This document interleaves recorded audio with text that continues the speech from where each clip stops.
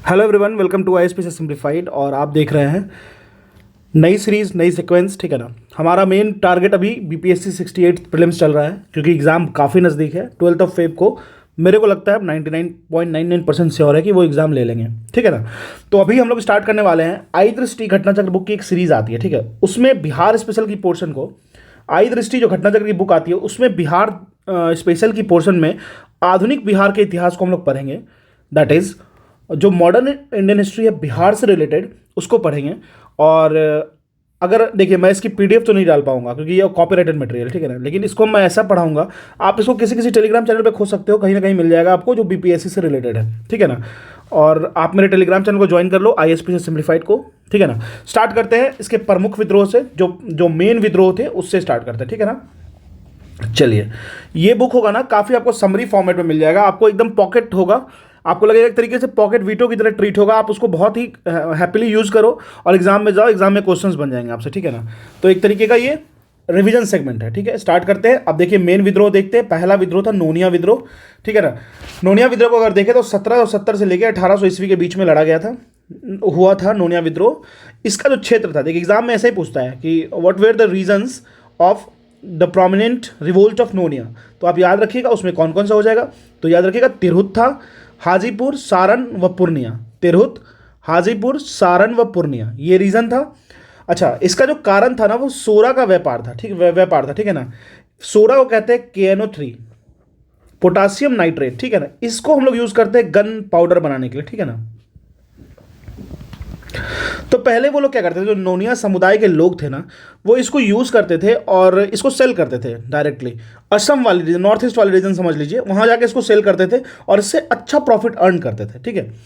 फिर आए ब्रिटिश, उनकी तो आप जानते ही हो, वो आके कहने लगे कि नहीं, आप मुझे बेचो, प्राइस कम करेंगे। इसकी वजह से वो काफ़ी ज़्यादा जो हाइपर सिचुएशन क्रिएट हुआ था ना, उसकी वजह से नोनिया समुदाय के लोग ना रिवोल्ट कर दिए थे। उसी को हम लोग नोनिया रिवोल्ट कहते हैं। This is the first important revolt that we can see in Bihar region. ठीक है ना। स्टार्ट करते हैं। अब देखिए, ये मेरा पहला रिवोल्ट हो गया। इससे आप क्वेश्चन एक्सपेक्ट डायरेक्ट कर सकते हो। डायरेक्ट बस सुनना है, डेट को याद करना है, लीडर्स के नेम याद करने हैं, रीजन याद करना है, आगे बढ़ना है, बस हमें कुछ सोचना ही नहीं है ज़्यादा। और ये याद रखिएगा, पोटासियम नाइट्रेट को। ठीक है। अब देखिए, सेकेंड रिवोल्ट की बात करें ना, तो वो है तमार रिवोल्ट। ठीक है ना, जो 1789 से लेके 1832 ईस्वी के बीच में हुआ था। इसका रीजन था छोटा नागपुर वाली जो रीजन है, अभी जो एट प्रेजेंट झारखंड वाला रीजन है। ठीक है। इसको किया गया था उरांव जनजाति के द्वारा। उरांव जो है वो अभी भी काफ़ी डोमिनेटेड है। ठीक है, ये उरांव जो है वो अभी भी काफ़ी डोमिनेटेड है। अच्छा, इस रिवोल्ट का जो रीजन था ना, जो कारण था ना, वो था जमींदारों का विद्रोह। ठीक है ना। जो जमींदार थे, जो लैंड होल्ड करके रखते थे अपने पास, उनके उनके विद्रोह में ये था। ठीक है। मोस्टली जीवन जमींदार क्या करते हैं ना, हर जगह जमींदारी सिस्टम यही था कि पहले वो क्या करेंगे, उनको एकदम क्राइसिस में पहुंचाएंगे। जो लोकल्स होंगे उनको क्राइसिस में पहुंचाया जाएगा। क्राइसिस में जब वो चले जाएंगे ना, उसके बाद क्या करेंगे, उनको ही पैसा देंगे। ठीक है। ठीक है, अगर मान लो कोई फेमाइन आ गया तो मैं आपको कुछ पैसे देता हूँ, 100 रुपये देता हूँ। ठीक है, आप खेती करो, मुझे रिटर्न कर देना। लेकिन हाँ, 100 के बदले मैं लूंगा आपसे 120। अगर आप 120 नहीं चुका पाओगे तो वो 240 हो जाएगा, फिर मैं आपकी ज़मीन को ले लूंगा। तो यही जमींदारों का काम था मोस्ट प्रोबेबली। ठीक है ना, मोस्ट फ्रिक्वेंटली। अच्छा, तमार रिवोल्ट की बात कर रहे हैं, तो इसके जो नेतृत्व करता थे, जो लीडर थे इसको मेन थे, उनको याद रखिएगा, विष्णु मुंडा, मौजी मुंडा। ठीक है ना। देखिए, नाम आपको याद रखना, एग्जाम में डायरेक्ट क्वेश्चन पूछेगा, 3 से 4 क्वेश्चन पूछ, देखिए एक तो 10 क्वेश्चन पूछेगा मॉडर्न इंडियन हिस्ट्री बिहार से एग्जाम में। तो आपको ये जो मैं कराऊंगा ना, 1 घंटे मैक्सिमम लगेंगे, उसमें आपको सारा कंटेंट आ जाएगा। ठीक है। चलिए, तो ये था हमारा तमार रिवोल्ट। अभी हम लोगों ने नोनिया रिवोल्ट और तमार रिवोल्ट कर लिया। अब हम स्टार्ट करते हैं वहाबी रिवोल्ट के आंदोलन के बारे में। अब हम लोग जो नेक्स्ट रिवोल्ट की बात करेंगे ना, वो होगा वहाबी आंदोलन। ठीक है ना। एक एक आंदोलन को आराम आराम समझेंगे, कोई टाइम हमारे पास कोई धरफड़ी नहीं है, आराम से हमारा जो सेगमेंट चल रहा है चलते रहेगा। तो जो नेक्स्ट आंदोलन है वो है वहाबी आंदोलन। इसमें क्या था ये समझते हैं। देखिए, इसके जो प्रोफाउंडर थे ना, वो थे मोहम्मद अब्दुल वहाब, जो कि अरब के थे। ठीक है। इनके प्रवर्तक का नाम मोहम्मद अब्दुल वहाब, जो कि अरब में थे। ठीक है ना। अगर हम लोग इसके इंडिया में सेटलमेंट की बात करें ना, भारत में संस्थापकों की बात करें, तो वो थे सैयद अहमद बरेलवी। ये नाम आपको याद रखना है, सैयद अहमद बरेलवी, जो कि रायबरेली उत्तर प्रदेश से बिलोंग करते थे। ठीक है। अच्छा, इसका जो प्रमुख सेंटर था, मेन सेंटर था ना, वो पटना था। ठीक है। और इसे कुछ इंपॉर्टेंट प्रोमिनेंट लीडर्स की बात करें ना, तो वो अली ब्रदर्स थे, जिनमें 2 ब्रदर्स थे, विनायत अली खान और इनायत अली, और शाह मोहम्मद हुसैन जी भी थे और फरहत हुसैन जी भी थे। शाह मोहम्मद हुसैन और फरहत हुसैन जी भी थे। ठीक है, तो this is all about the segment revision topics of Wahhabi आंदोलन। अब हम लोग चलते हैं लोटा विद्रोह पे। देखिए कितना यूनिक विद्रोह है ना, लोटा विद्रोह। ये 1856 में हुआ था। आप इसको याद कर सकते हो 1857 से जस्ट एक साल पहले। ठीक है, इसका जो लोकेशन था, वेन्यू था, जो स्थान था जहाँ पे ये हुआ था, वो था मुजफ्फरपुर जेल में। ठीक है ना। इस रिवोल्ट को क्यों किया गया था ना, इसमें सिर्फ एक वजह था कि जेल में ना इनको मिट्टी का लोटा दिया जाता था, देने जाने लगा था।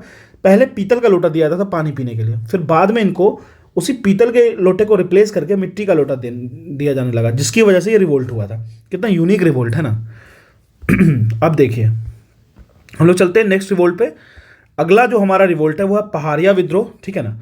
पहाड़िया विद्रोह देखते हैं 1772 से लेकर के 1780 ईस्वी तक था। ठीक है, आपको डेट याद रखना ही है। बीपीएससी काफ़ी इसमें स्ट्रिक्ट रहा है हमेशा से। डेट पूछेगा, प्रोमिनेंट लीडर्स पूछेगा, रीज़न। डेट, देखिए तीन चीज़ तो आपको ध्यान रखना है, date plus leaders plus reason. ये आपको याद रखिएगा। डीएसएलआर याद मत रख लीजिएगा। ठीक है, चलिए अब उसके प्रोमिनेंट लोकेशंस की बात करते हैं। तो संथाल परगना। संथाल परगना क्या था ना, देखिए जो दामिनी को एक रीजन था। ठीक है ना, जो झारखंड के रीजन, झारखंड वाला रीजन था जहाँ पे ट्राइबल्स लोग रहते थे। ठीक है ना, जहाँ पे ट्राइबल्स लोग रहते थे, पहाड़िया जो भी ट्राइबल्स थे वहाँ रहते थे। ठीक है ना, तो उस जगह को संथाल परगना कहा गया। ठीक है ना।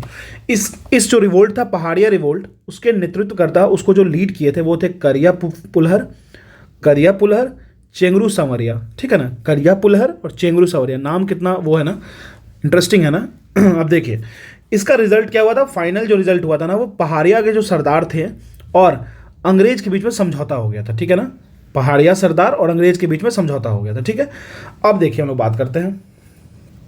हाँ, अब सुनिए, ये जो पहाड़िया आंदोलन था ना, उसमें जो अंग्रेज जो इन्वॉल्व थे ना, उनका नाम था अगस्तस क्लीवलैंड। ठीक है ना, ये नाम आपको याद रखना होगा क्योंकि एग्जाम में पूछेगा। अगस्तक क्लीवलैंड थे। ठीक है ना, जो अंग्रेज प्रशासक एडमिनिस्ट्रेशन से आके इन लोगों का ये जो विद्रोह में रोक रहे थे विद्रोह को। ठीक है।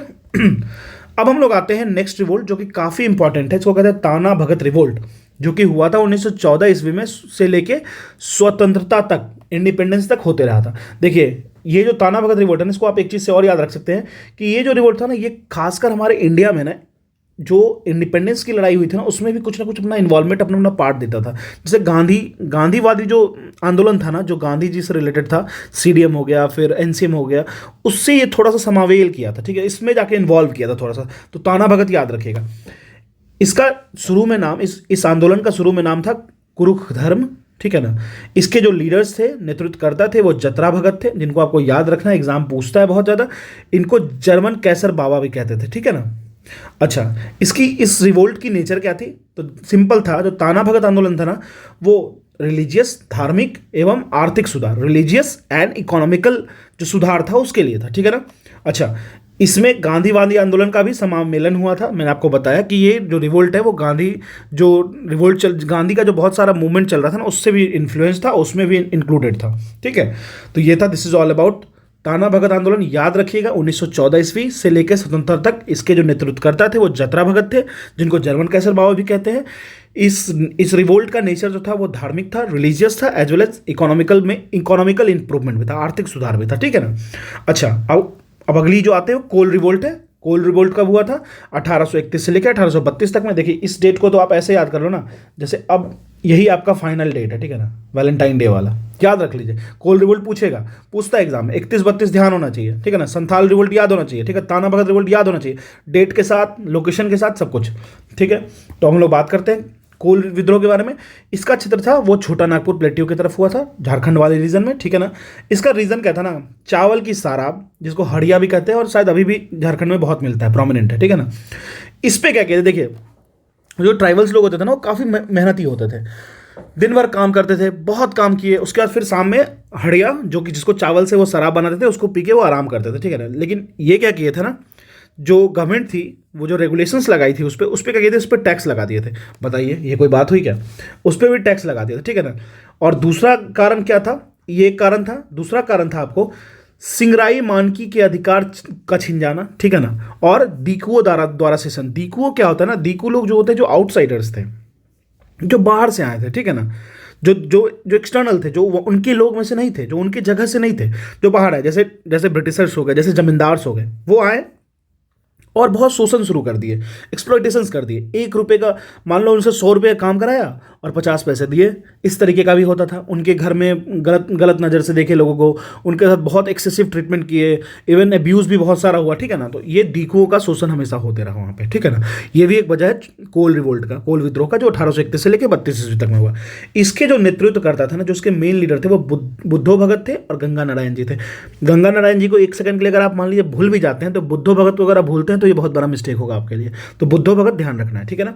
अच्छा, अब इसकी परिणाम की बात करते हैं, फाइनल रिजल्ट की बात करते हैं, ठीक है ना। तो एक विनियन का रेगुलेशन, जो कि डीरेगुलेशन कहते हैं, इसका आरोपण किया गया था, ठीक है ना। तो बेसिकली इसको डीरेगुलेट कर दिया गया था, मतलब जो भी ये लोग जो टैक्स वैक्स लगाए थे उनका थोड़ा सा लिमिट कर दिया गया था उस पर, ठीक है ना। अच्छा, इसमें जो ब्रिटिश प्रशासक इन्वॉल्व थे ना, वो थे कैप्टन थॉमस विल्किंसन। याद रखिएगा, कैप्टन थॉमस विल्किंसन, इस नाम को नहीं भूलना है, ठीक है ना, विल्किंसन, ठीक है ना। और इनको किसुन साहब भी कहते थे। ये लोग बहुत इनोसेंट होते हैं यार। ट्राइबल्स जो होते हैं ना, वो काफ़ी इनोसेंट होते हैं। उनका दिमाग इतना इतना फ्री होता है, इतना रिलैक्स होता है ना, आप समझ नहीं सकते। लेकिन बाहर वाले जो डिकोस का इंटरफेरेंस बढ़ा ना, इन पे जो अत्याचार बढ़ा ना, उससे इन लोगों को एक्शन लेना ही पड़ा। लेकिन रियलिटी में अभी भी हमारे कंट्री में जो ट्राइबल्स हैं वो काफ़ी इनोसेंट है, और ये फैक्ट है, ठीक है। अब हम लोग बात करते हैं संथाल विद्रोह के बारे में, ठीक है ना। एक काफ़ी इंपॉर्टेंट विद्रोह जिसका नाम था संथाल विद्रोह, जो 1855 से लेकर 1856 के बीच में हुआ। इसका क्षेत्र था दामिनोको, जिसको आप अभी भी छोटा नागपुर प्लेटियो वाले रीजन कह सकते हैं, ठीक है ना।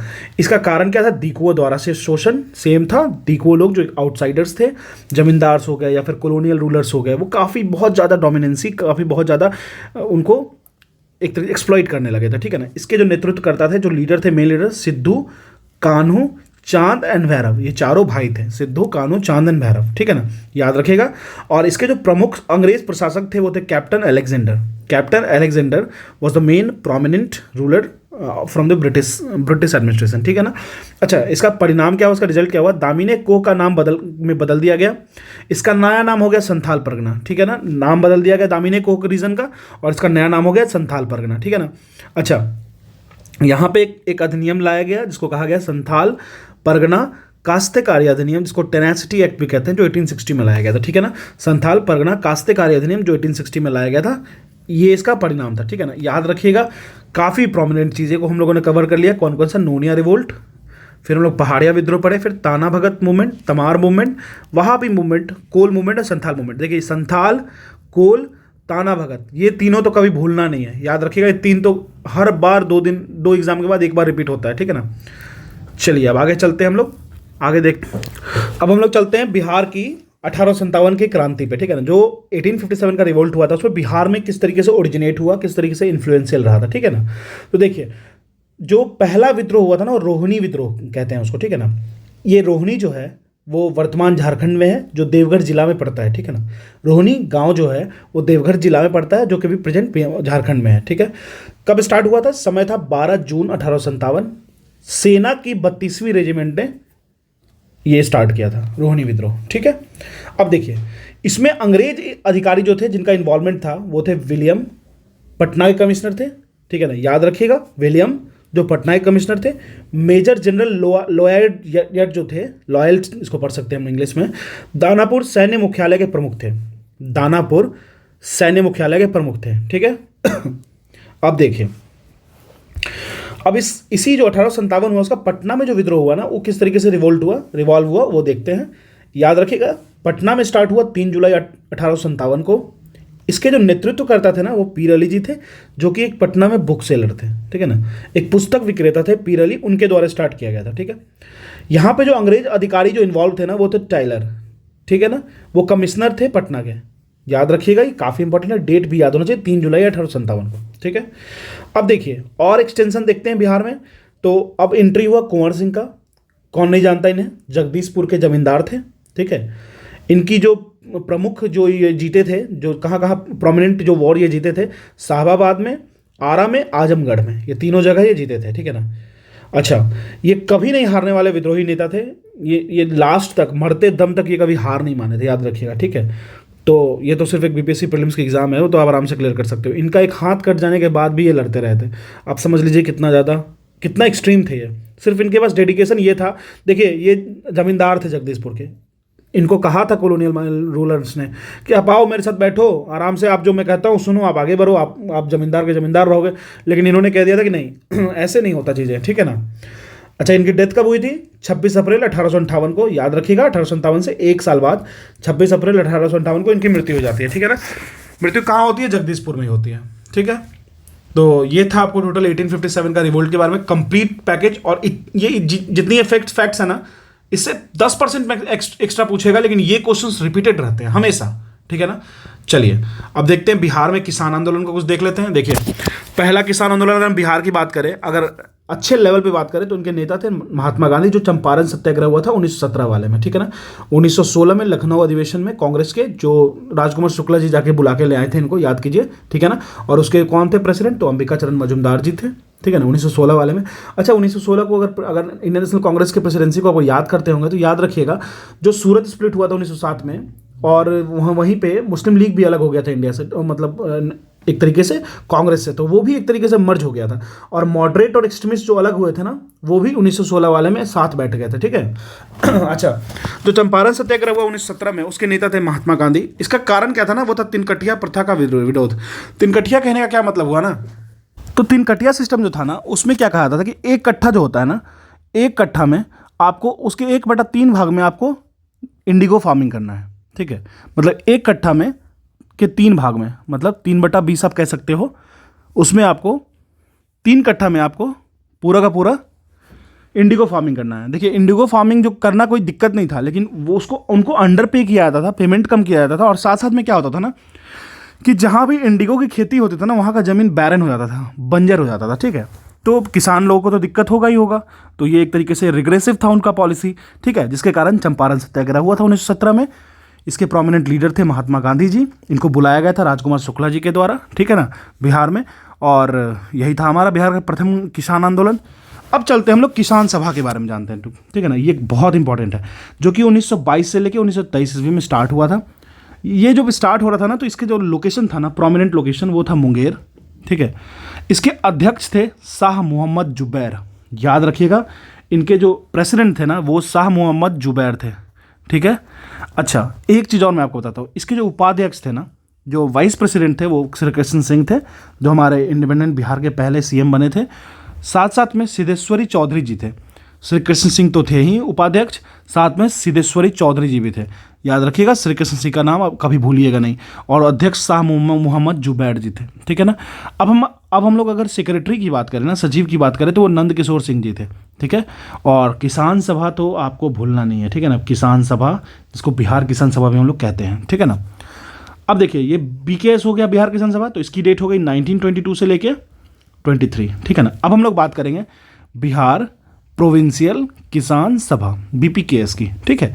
तो ये हुआ था 1929 में, ठीक है। अच्छा, इसके बारे में समझते हैं, इसको पहले कहाँ ऑर्गेनाइज किया गया था। तो ये हुआ था सोनपुर मेला में स्टार्ट हुआ था।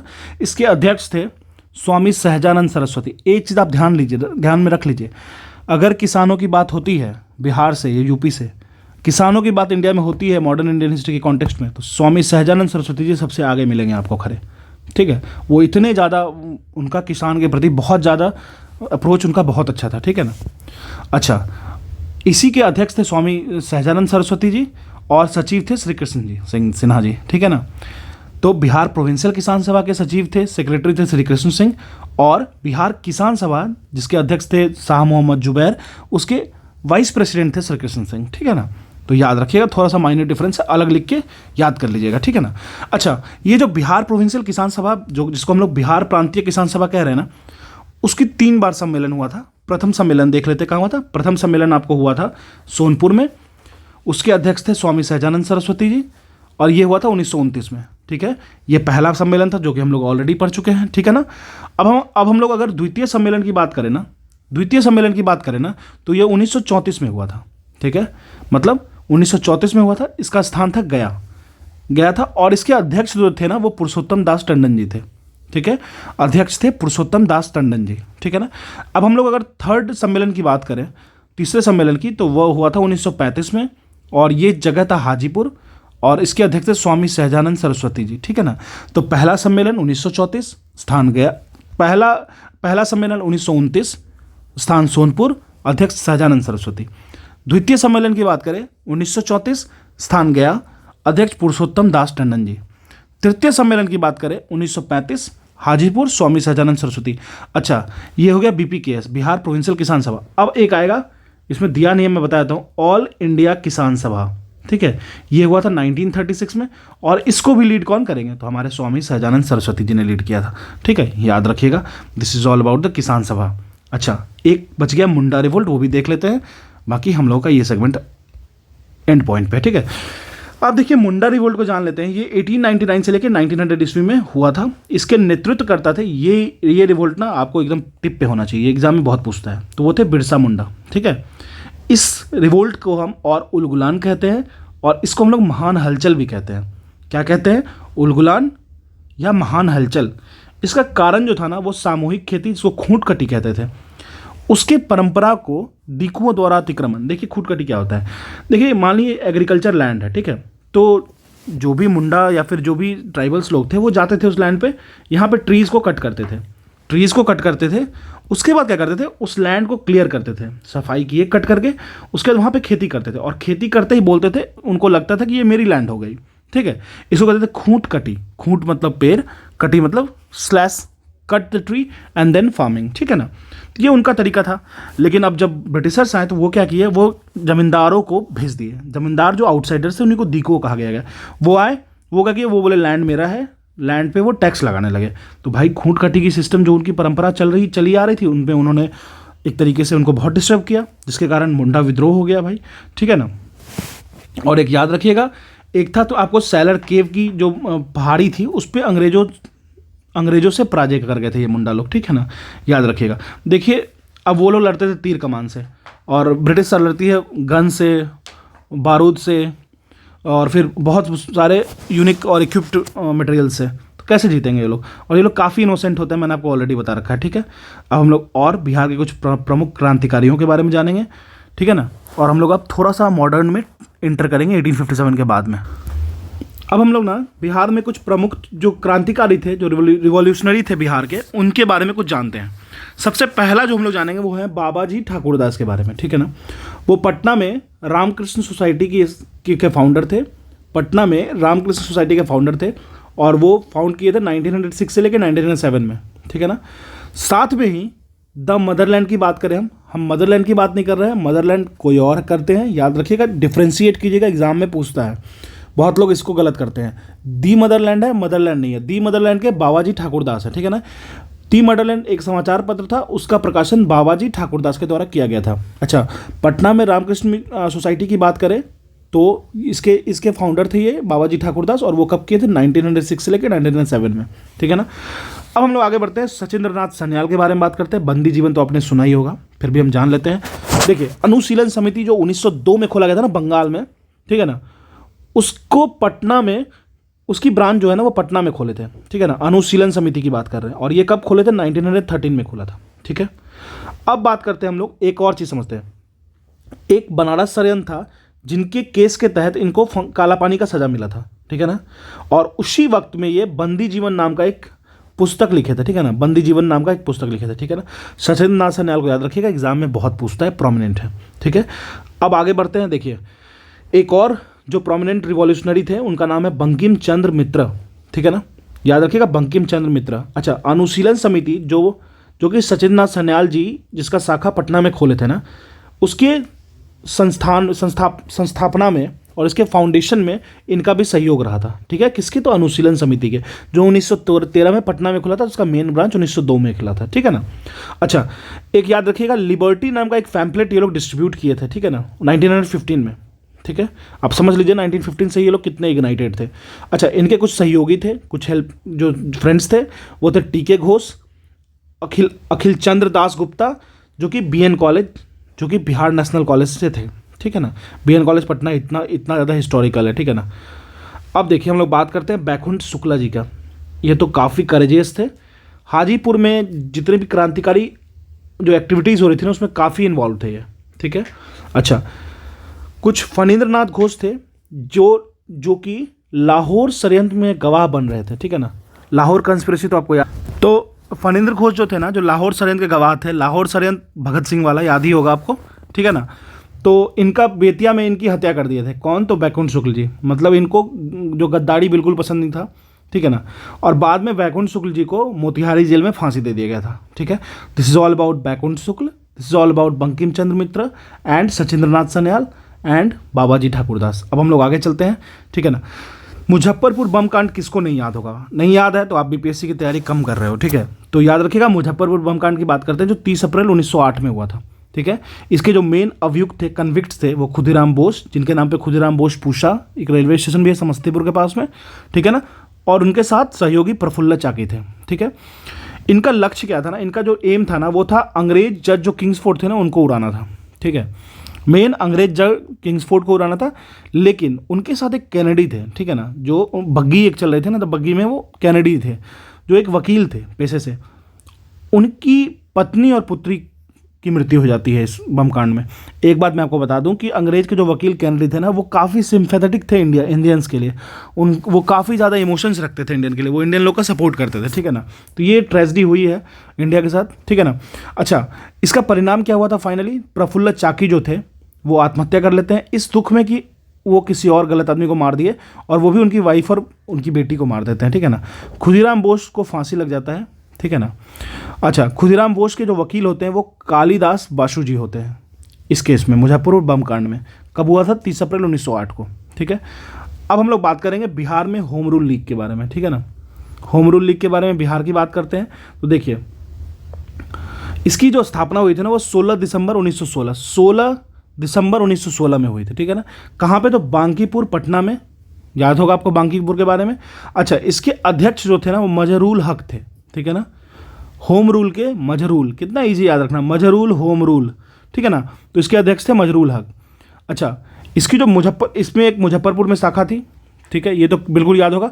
और इसके संस्थापक थे, जो मुजफ्फरपुर शाखा खुली थी होम रूल लीग की, उसके संस्थापक थे जनकधारी प्रसाद जी। नाम याद रखना, एग्जाम में पूछता है। अब हम लोग आते हैं चंपारण पे। चंपारण सत्याग्रह की जो कमेटी बनी थी उसके बारे में जानते हैं, क्योंकि एग्जाम में पूछता है, ठीक है ना। ये हुआ था 1917 एडी में, ठीक है ना। महात्मा गांधी का भारत में प्रथम सत्याग्रह था। 3 कठिया प्रणाली जो मैंने आपको ऑलरेडी बताया, 3/20, मतलब 3 पार्ट में आपको इंडिगो लाना है आउट ऑफ 20, एक कट्ठा में, एक 3 कठिया में, ठीक है ना। मतलब 3 कट्ठे पे आपको इंडिगो वो उगाना है आउट ऑफ 20 कट्ठा, ठीक है ना।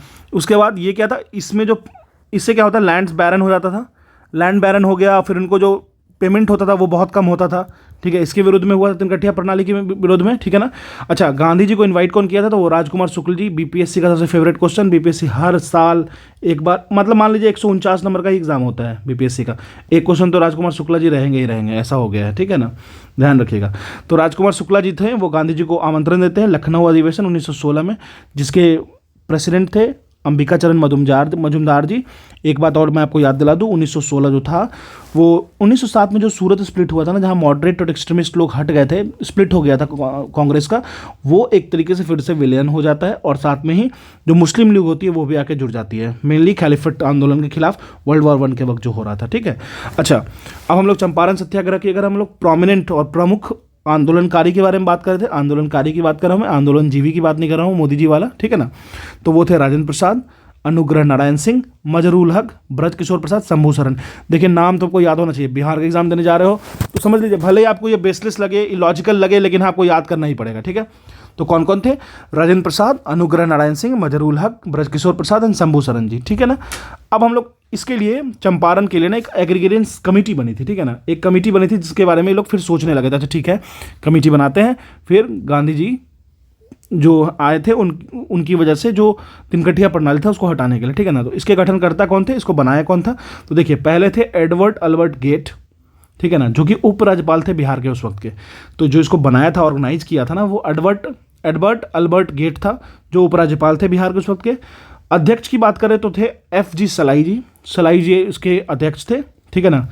और सदस्य की बात करें, सदस्य में कौन कौन थे ये समझते हैं। सदस्य में थे पहले गांधी जी, ठीक है, फिर LC Adami, Kritanand Singh, DJ Reid and G Rainy ji, ठीक है ना। याद रखिएगा, Gandhi ji, LC Adami, Kritanand Singh, DJ Reid and G Rainy, याद रखिएगा, एग्जाम में काफ़ी इंपॉर्टेंट है, ठीक है ना।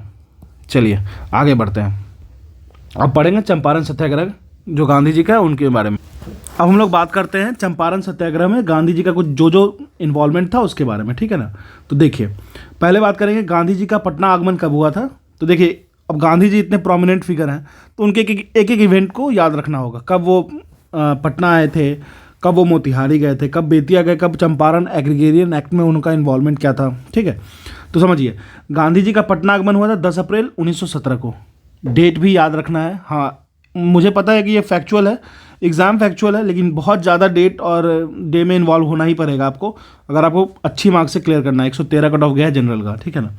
मजरूल हक की बात करें, ठीक है ना, वह बागान, देखिए गांधी जी का पटना आगमन हुआ 10 अप्रैल 1917 को। मजरूल हक और बागान मालिक संघ के सचिव जो थे, जिसका नाम था जेम्स विल्सन, उनसे भेंट किए गांधी जी, ठीक है ना। तो पहले उनका जैसे ही पटना आए वो मजरूल हक और बागान मालिक संघ के सचिव से जेम्स विल्सन से मिले, ठीक है। उसके बाद 10 अप्रैल 1917 के बाद मोतिहारी आते हैं वो 15 अप्रैल 1917 को, ठीक है। मोतिहारी आते हैं 15 अप्रैल 1917 को, ठीक है ना। उसके बाद फिर बेतिया आते हैं 22 अप्रैल 1917 को, याद रखिएगा, बेतिया आते हैं 22 अप्रैल 1917 को। यहाँ पे वो आने के बाद हजारीमल धर्मशाला में विश्राम करते हैं, ठीक है ना। हजारीमल धर्मशाला में विश्राम करते हैं। बिहार का एग्ज़ाम है, महात्मा गांधी बहुत बड़े प्रोमिनेंट फेस हैं तो उनको याद करना पड़ेगा। उसके बाद चंपारण एग्रीगेरियन एक्ट होता है 1918 में, वो पारित किया था, वो पास किया जाता है, ठीक है ना, ठीक है ना।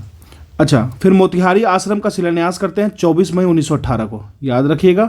चंपारण एग्रीगेरियन एक्ट 1918 में पारित होता है, पास होता है। मोतिहारी आश्रम का शिलान्यास करते हैं वो 24 मई 1918 को, ठीक है, हो गया। अब देखिए, बिहार में असहयोग आंदोलन को देख लेते हैं हम लोग, ठीक है ना। एनसीएम को बिहार में की कैसी डोमिनेंसी रही थी वो देखते हैं। देखिए, एनसीएम के समर्थन में 6 अप्रैल 1919 में बिहार में हड़ताल रखा गया था। जो एनसीएम था, नॉन कोऑपरेशन मूवमेंट, उसके समर्थन में 6 अप्रैल 1919 को बिहार में हड़ताल रखा गया था, ठीक है।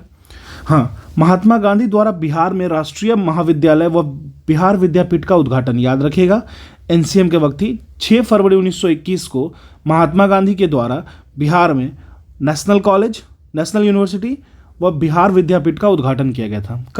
कब किया गया था? तो ये किया गया था 6 फरवरी 1921 को, ठीक है ना। उसके बाद प्रिंस ऑफ वेल्स पटना आते हैं, कब आते हैं? 22 दिसंबर 1921। देखिए, ये डेट आपको याद रहना चाहिए, ये पूछता है, ठीक है ना। 22 दिसंबर 1921 को वो पटना आते हैं, ठीक है ना। वहाँ पे हड़ताल होता है फिर उनके आने की वजह से, ठीक है ना।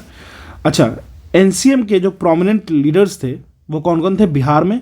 तो शाह मोहम्मद जुबैर जो मुंगेर से हैं, गुलाम इमाम जो पटना से हैं, गोरख प्रसाद जो मोतिहारी से हैं, डॉक्टर राजेंद्र प्रसाद को कौन नहीं जानता, धरणीधर प्रसाद आदि भी थे, ठीक है ना, याद रखिएगा।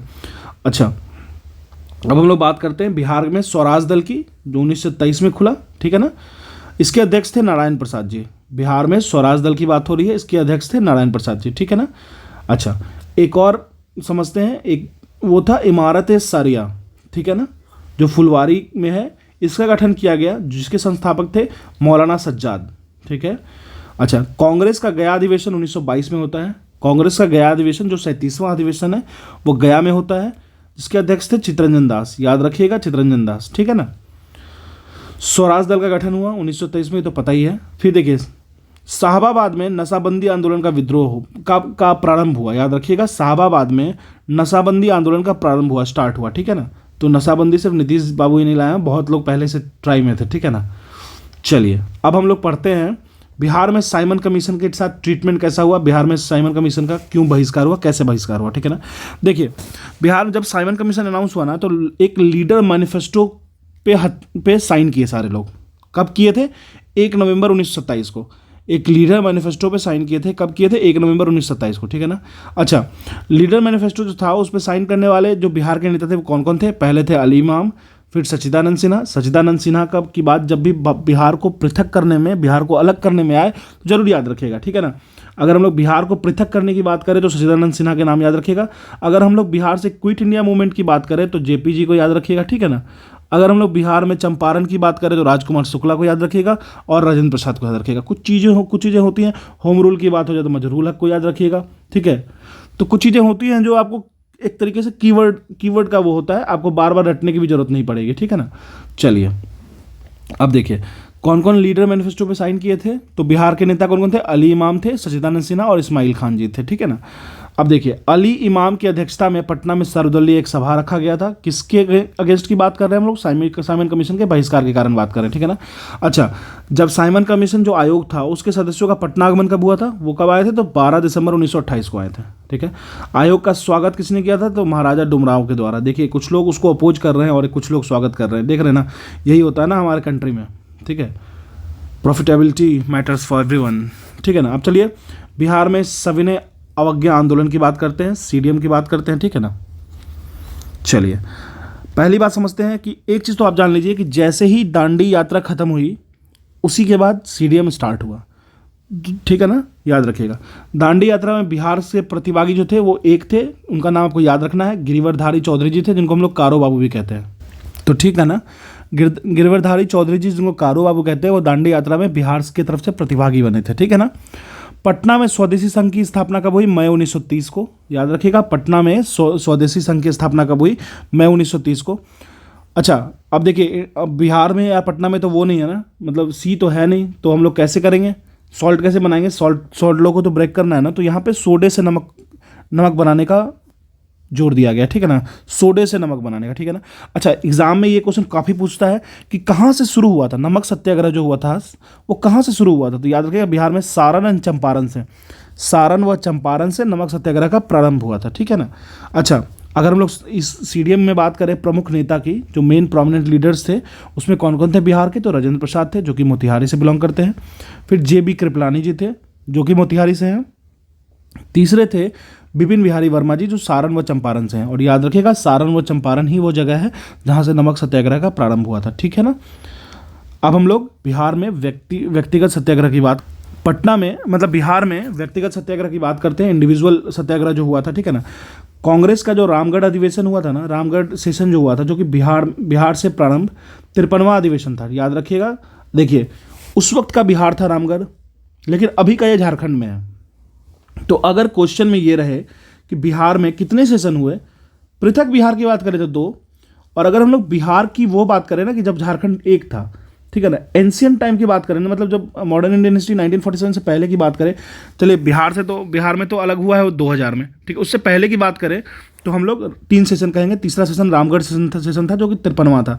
तो आप याद रखिएगा, 27वां, 37वां और 53वां।